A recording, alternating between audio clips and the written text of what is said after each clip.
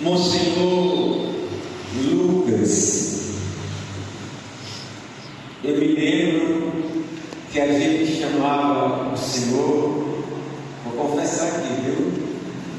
De Emerson Fittipaldi.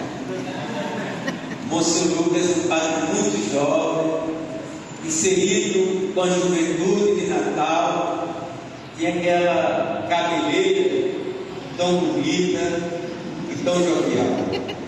E por que eu digo isso? Paulo diz: eu me fiz tudo com todos para ganhar a Cristo. E o Senhor, você foi esse pastor da cidade, mas com um olhar muito especial para a nossa juventude. Nosso querido decano, Padre José Augusto, que amanhã celebrará 58 anos de sua ordenação presbiteral pelas mãos de Dom Helder, que vinha de uma viagem internacional.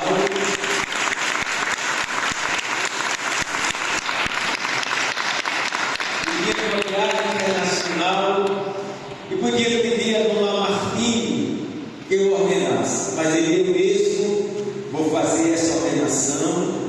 Eu vou rezando por você, e aqui em São Pedro dos Clérigos você foi ordenado sem nenhum merecimento da nossa parte, como nós rezamos, mas como um puro dom de Deus.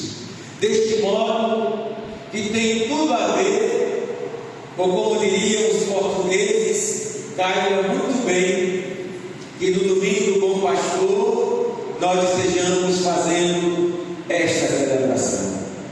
Pedro, na primeira leitura, é aquele que estava antes morrendo de medo, preso com Maria e os apóstolos no cenáculo. Se lembra?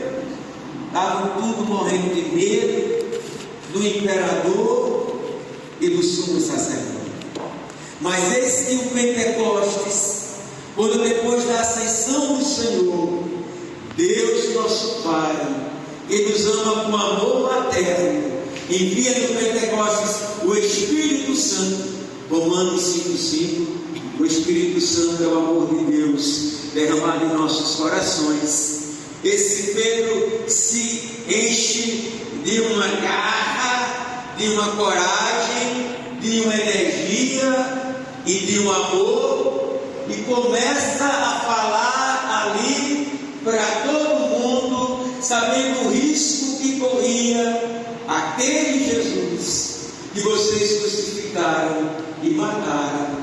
Deus o ressuscitou, e nós nos convertendo, morrendo para a vida velha do pecado, ressuscitando para a vida nova da graça.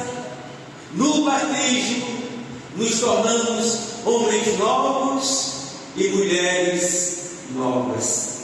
Mas eis que Monsenhor Lucas, Padre José Augusto, essa conversão não é se fazer nenhuma propaganda, não é leitinho, nesse café instantâneo e que acontece de imediato. É durante a nossa vida toda que nós somos convidados à conversão. Às vezes eu me arrependo profundamente dos meus pecados, principalmente quando falto com caridade, que é o maior mandamento de todos. Mas Pedro tem aqui uma experiência bonita de que Jesus, o servo de Yahvé, que carregou as nossas feridas e por suas chagas nós fomos curados. Essas chagas que na vigília pascal o Padre José Augusto e eu colocamos juntos. Por suas chagas, por suas feridas, nós fomos curados, nós fomos salvos, nós fomos redimidos. Mas esse que Pedro traz uma imagem tão bonita, que é a imagem do pastor. Pedro estava malhado na comunidade. A fofoca é um negócio que Deus me livre. Nossa Senhora, bichinha. Pois bem, sabe esse Pedro que é o Papa, tal e tal? Ele levou Jesus 3 vezes, viu? Tu sabe? Carmen, olha, Pedro levou 3 vezes. Aí Jesus, no capítulo 21 de João, quando já tinha terminado o Evangelho, ele vem, Jesus reabilitar Pedro. Ele escolhe o mesmo lugar, à beira do mar da Galileia, lá no início do Evangelho. Escolhe a mesma experiência, uma pesca milagrosa. Agora, ressuscitado, depois de uma pesca milagrosa, ele vem reabilitar Pedro e diz: Pedro, tu me amas? Por 3 vezes. Na terceira, Pedro se tocou e disse: Senhor, tu sabes tudo, tu sabes que eu te amo. Jesus vai dizer: apacenta os meus cordeiros, apacenta as minhas ovelhas. Eu e você, às vezes, caímos, mas como Pedro, temos a experiência desse bom pastor. Andávamos como ovelhas desgarradas, mas agora voltastes ao pastor e guarda de vossas vidas. Que bonito isso. Mas agora, vocês que estavam desgarrados, vocês agora voltaram. Por quê, meu? Porque Jesus, diferente dos fariseus de ontem e dos fariseus de hoje, que tem nojo de pecador, se ele soubesse quem era Zaqueu, que é pecador, ele não ia entrar na casa de Zaqueu. Se ele soubesse que essa mulher que está lavando os pés é pecadora, ele não ia deixar que ela lavasse os pés. Mas Jesus vai ao nosso encontro quando nós pecamos, como naquela outra parábola do bom pastor que deixa as 99 e vai buscar a ovelha perdida, a ovelha desgarrada. E esta ovelha sou eu. Esta ovelha pode ser você, pode ser cada um de nós. E o que faz Deus? Aquele que chamamos de grande e todo-poderoso, ele se faz pequeno e ele vem aqui onde nós estamos, na miséria, no pecado, desgarrado, e ele vem aqui porque ele não tem nojo da lama em que nós estamos. Ele é amor, ele é perdão e misericórdia. Aí temos aquela imagem do pastor que vai quase que, porque a ovelha em algumas imagens está no precipício. O Salmo 62, Deus sustenta todo aquele, minha alma se agarra em vós, com poder vossa mão me sustenta. Então o pastor vai aonde nós estamos, ele nos pega, ele nos toma, ele nos coloca no colo, ele passa um unguento para ferir, para sarar as nossas feridas. Em suas chagas somos curados, e ele nos coloca no pescoço e nos traz para ele. Por isso, amadas e amados de Deus, como dizia São Bento na sua regra para os monges, não se desesperem da misericórdia de Deus. O Salmo 102, ele é amor, ele é perdão, ele é misericórdia, ele nos retira da sepultura, ele cura as nossas enfermidades, ele nos cerca de carinho e proteção. O bom pastor. E na continuação dessa palavra da salvação, Jesus apresenta uma parábola que a princípio não foi compreendida, aonde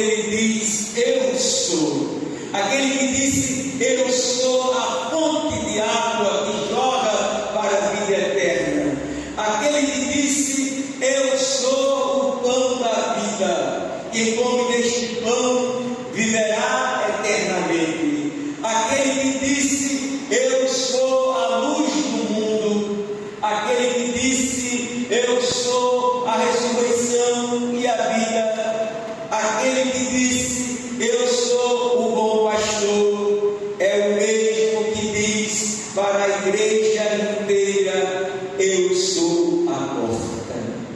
É por Jesus Cristo, é entrando no mistério pascal que estamos celebrando, e sermos crucificados, mortos e sepultados com Ele para a vida velha, e ressuscitados e assentados nos céus com Ele para a vida nova. Jesus, como diz logo no começo da carta aos Hebreus, Jesus, através de sua humanidade, abriu-nos um caminho novo para que cheguemos a Deus.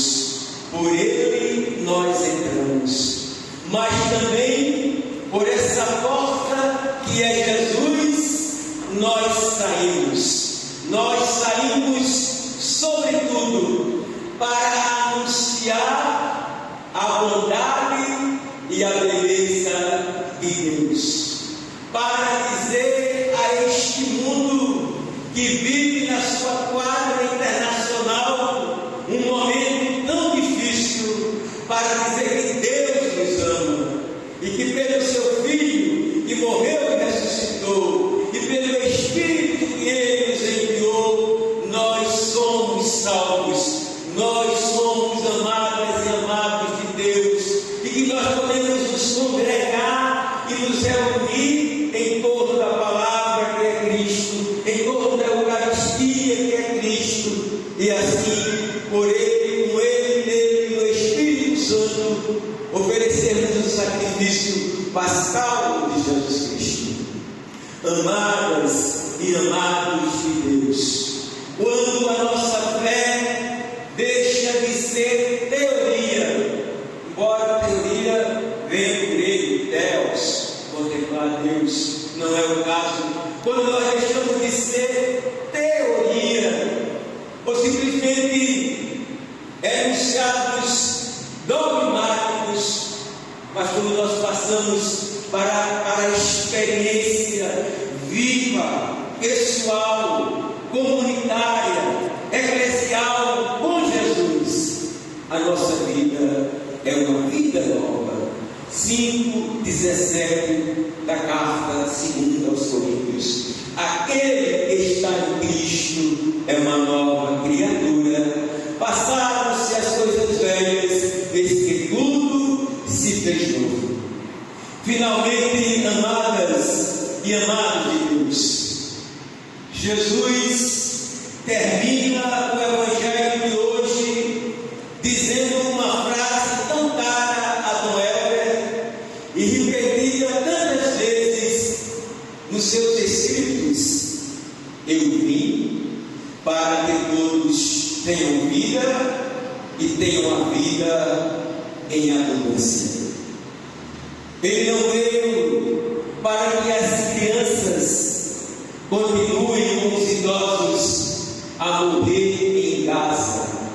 Parece que resolveu casa não está resolvido, e Jesus continua sofrendo em Gaza, na Ucrânia, em Israel, no Irã, na periferia e em tantos lugares, e também dentro de nós, nas nossas angústias interiores.